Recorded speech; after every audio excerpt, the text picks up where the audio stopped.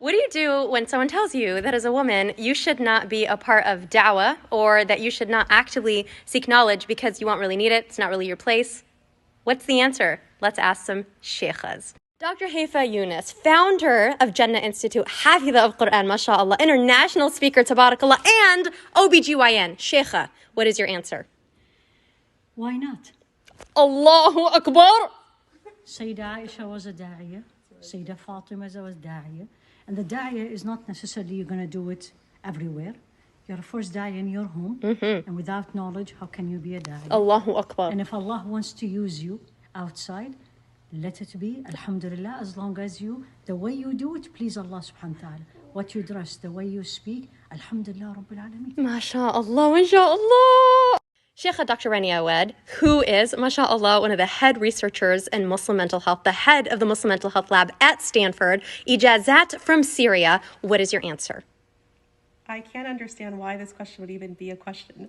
Allahu Akbar. What I saw in Syria when I was studying are women who are both sheikhats and are absolutely doing everything that you can do in society, whether it's working in every field and domain there is to work, whether they're mothers or not.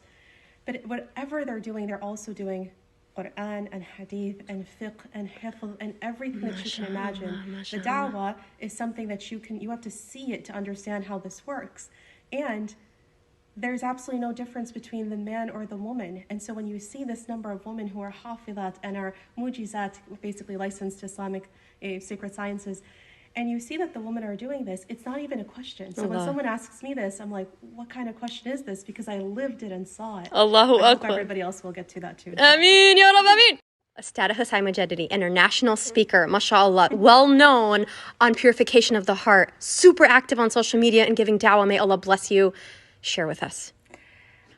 As the other speaker said, it's not a question that needs to be asked because we don't need permission from anyone to do what Allah subhanahu wa ta'ala and the Prophet gave us permission to do. When the Prophet teaches us, "Balighi anni walau ayah," what does that mean? Teach, even if it's one ayah. So I don't need anyone else to tell me that I shouldn't do more than that. He gave me the permission I need. Allahu Akbar! Astada Amina Darwish, mashallah, she's the chaplain at Stanford University. She has an ijaza in all 10 qira'at. She has a PhD, tabarakallah. What's your answer? The most common misconception about Muslims in America is the oppression of women. And every time I show up somewhere and they're like, but Islam oppresses women. I'm like, my dude, they sent me. Allahu Akbar. You are so wrong. That's to anyone that asks, why do Muslim women know stuff? This is what we should all be doing if we are serious about our da'wah in this country. One, and two, it would be an insult to our mothers to not take up the